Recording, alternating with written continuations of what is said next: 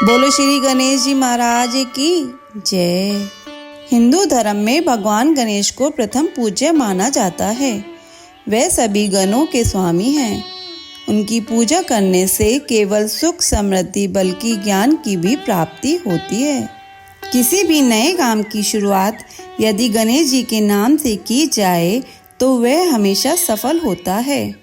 वैसे तो रोजाना ही भगवान गणेश की पूजा की जाती है, लेकिन सप्ताह में बुधवार का दिन उनकी पूजा के लिए समर्पित होता है। वही विशेष फल की प्राप्ति के लिए भाद्रपद माह और भी शुभ होता है। हिंदू धर्म में गणेश चतुर्थी का विशेष महत्व है। वैदिक पंचांग अनुसार हर साल भाद्रपद माह के शुक्ल पक्ष की चतुर्थी तिथि पर गणेश चतुर्थी मनाई जाती है। यह पर्व गणपति बाप्पा यानी भगवान गणेश जी को समर्पित है। शास्त्रों के अनुसार इस दिन भगवान गणेश का जन्म हुआ था। गणेश चतुर्थी के खास अवसर पर लोग घर में गणेश जी की स्थापना करते हैं और पूरे विधि विधान के साथ उनकी पूजा अर्चना करते हैं। यह उत्सव 10 दिनों तक चलता है और अनंत चतुर्दशी के दिन गणपति बाप्पा की प्रतिमा का विसर्जन किया जाता है। भगवान गणेश की पूजा के कुछ खास नियम होते हैं जिन्हें हम इस वीडियो में आगे जानेंगे, इसलिए वीडियो में अंत तक बने रहें और कमेंट बॉक्स में जय श्री गणेश जरूर लिखें। वैदिक पंचांग अनुसार भाद्रपद माह की चतुर्थी तिथि की शुरुआत 6 सितंबर 2024 को दोपहर 3:02 पर हो रहा है। वही इस तिथि का अंत 7 सितंबर को शाम 5:37 पर होगा। ऐसे में उदय तिथि को आधार मानते हुए गणेश चतुर्थी का त्योहार 7 सितंबर को मनाया जाएगा। गणेश स्थापना का शुभ मुहूर्त। वैदिक पंचांग के अनुसार 7 सितंबर को गणेश चतुर्थी की पूजा और मूर्ति की स्थापना का शुभ मुहूर्त सुबह 11:02 से लेकर दोपहर 1:33 तक रहेगा। इस बीच में आप गणेश मूर्ति स्थापित कर सकते हैं। साथ ही गणेश जी की ऐसी मिट्टी की मूर्ति स्थापित करें, उनकी सूंड दाईं ओर हो, जनेऊधारी हो और उसमें मूषक भी हो। वही प्रतिमा में गणेश जी बैठने वाली मुद्रा में होने चाहिए। साथ ही गणेश जी की प्रतिमा को घर की उत्तर दिशा या ईशान कोण में ही स्थापित करना चाहिए। अब हम जानेंगे पूजा विधि। घर में भगवान गणेश की एक सुंदर मूर्ति स्थापित करें। गणेश चतुर्थी पर भगवान गणेश के सामने केला, आम, अनार या कटहल जैसे फूल और फल चढ़ाएं। सबसे पहले कलश को शुद्ध जल से भर दें। सुपारी का एक टुकड़ा, 1 रुपए का सिक्का, हल्दी पाउडर, इत्र का तेल, 5 पान के पत्ते, नारियल लें। नारियल और पान के पत्तों पर हल्दी लगा दें। चावल के दानों के ऊपर एक सुपारी रखें और सुपारी पर एक सिक्का रखें। इसके ऊपर गणपति की मूर्ति रखें। गणपति बाप्पा मोरया का पाठ करें। मूर्ति की स्थापना के साथ पूजा शुरू करें। अब 5 पान के पत्ते फैलाएं। पान के हर पत्ते के ऊपर सुपारी का एक टुकड़ा रखें, फिर हल्दी डालें। अब गणेश चतुर्थी के दिन गणेश प्रतिमा का आवरण उठाएं। उसे मुकुट, माला, कंगन, वस्त्र भेंट करें। गणेश जी को 21 दुर्वा घास के पत्ते, 21 मोदक और 21 फूल चढ़ाएं। गणेश जी के माथे पर लाल चंदन का तिलक लगाएं। दिया, धूप और अगरबत्ती से आरती की थाली तैयार करें। भगवान गणेश को समर्पित 108 नमस्कारों का पाठ करें। गणेश जी की आरती गाएं। अंत में अपनी सभी इच्छाओं को पूरा करने के लिए भगवान गणेश से आशीर्वाद लें। साथ ही ध्यान रखें कि आप घर में सिर्फ और सिर्फ सात्विक भोजन ही पकाएं, लेकिन इस बात का ख्याल रखें कि सबसे पहले भोजन भगवान गणेश को ही अर्पित किया जाना चाहिए। अब हम जानेंगे गणेश जी की पूजा के कुछ खास नियम। गणपति जी की पूजा में किन बातों का ध्यान रखना चाहिए और किन गलतियों को करने से बचना चाहिए। पौराणिक मान्यताओं के अनुसार भगवान शिव के साथ ही उनके पुत्र गणेश जी की पूजा में भी तुलसी का प्रयोग नहीं किया जाता है। मान्यता है कि भगवान गणेश ने तुलसी को शाप दिया था कि उनकी पूजा में तुलसी का प्रयोग नहीं किया जाएगा।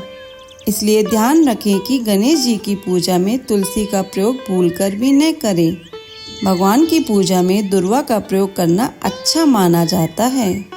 गणेश जी और चंद्रदेव के संबंध अच्छे नहीं माने जाते। कहते हैं कि एक बार चंद्रमा ने गणेश जी के गज स्वरूप का उपहास किया था। इस वजह से गणेश जी ने चंद्रमा को श्राप दिया था कि उनका सौंदर्य खत्म हो जाएगा। इसलिए गणेश जी की पूजा में भी कोई भी सफ़ेद वस्तु नहीं चढ़ाई जाती। सफ़ेद चंदन के स्थान पर पीले चंदन, सफ़ेद वस्त्र के स्थान पर पीले वस्त्र और पीले जनेऊ का प्रयोग करें। इसलिए हर चतुर्थी तिथि को चंद्र दर्शन करने के लिए भी शास्त्रों में मना किया गया है। चावल को अक्षत भी कहते हैं और इसका अर्थ है कि जिसका क्षय न हुआ हो, यानी कि वह अक्षत हो। गणेश जी की पूजा में भी भूलकर टूटे चावल न चढ़ाएं, बल्कि इसके स्थान पर साबुत चावलों का प्रयोग करें, जो कि कहीं से भी टूटे न हों। इसके साथ ही यह भी माना जाता है कि गणेश पूजन में गीले चावलों का प्रयोग किया जाता है। गणेश जी की पूजा में भूलकर भी बासे फूल या फिर मुरझाए फूल न चढ़ाएं। अगर आपके पास ताजे फूल नहीं हैं तो न चढ़ाएं, सिर्फ दुर्वा चढ़ा सकते हैं, लेकिन सूखे या फिर मुरझाए फूल भूलकर भी न चढ़ाएं। ऐसा करने से भगवान नाराज होते हैं और वास्तु दोष भी लगता है। ऐसा करने से आपके घर की सुख शांति कम होती है। गणेश चतुर्थी के शुभ अवसर पर भक्त अपने घरों में गणेश जी की प्रतिमा स्थापित करते हैं और 10 दिन तक उनकी पूजा की जाती है। लेकिन कुछ लोग 5 या 7 दिनों के बाद प्रतिमा का विसर्जन करते हैं। वहीं कुछ लोगों के मन में यह भी प्रश्न रहता है कि गणेश जी की प्रतिमा कितने दिन घर पर रखनी चाहिए। ज्योतिष पंचांग के अनुसार इस वर्ष गणेश उत्सव का शुभ आरंभ 7 सितंबर 2024 शनिवार के दिन होगा। गणेश चतुर्थी शुरू होने के 5 दिन बाद राधा अष्टमी व्रत रखा जाएगा। वहीं 7वें दिन यानी 14 सितंबर के दिन परिवर्तनी एकादशी का व्रत पालन किया जाएगा। ऐसे में 5 और 7 दिन के अंतराल पर गणेश जी का विसर्जन कर सकते हैं। वहीं अधिकांश भक्त अनंत चतुर्दशी के दिन विधि विधान से पूजा के बाद गणेश प्रतिमा का विसर्जन करते हैं और बप्पा को विदा करते हैं। इस वर्ष अनंत चतुर्दशी व्रत का पालन 17 सितंबर 2024 मंगलवार के दिन किया जाएगा। अब हम गणेश विसर्जन की विधि के बारे में जानेंगे। ध्यान रखें कि जिस धूमधाम के साथ आप अपने घर में गणेश जी को विराजमान करते हैं, उसी तरह उनकी विदाई भी करनी चाहिए। इसलिए जब भी बप्पा का विसर्जन करें, नाचते गाते गुलाल उड़ाते हुए पूरे हर्षो उल्लास के साथ उनका विसर्जन करें। गणपति जी के विसर्जन से पहले उनका पूरे विधि विधान के साथ पूजा करनी चाहिए। उन्हें दुर्वा, पुष्प, रोली, मोली, गुलाल, अबीर, सिंदूर, हल्दी, कुमकुम, नारियल, पान, सुपारी आदि जरूर अर्पित करें। साथ ही ध्यान रखें कि गजानन का प्रिय भोग मोदक भी उन्हें जरूर अर्पित करें। विसर्जन पर एक चौकी पर गंगा जल छिड़कें, उसे अच्छे से पवित्र कर लें। फिर उसके ऊपर स्वास्तिक बनाएं, लाल रंग का वस्त्र भी बिछाएं। इस चौकी पर ही गणेश जी को विराजमान करें।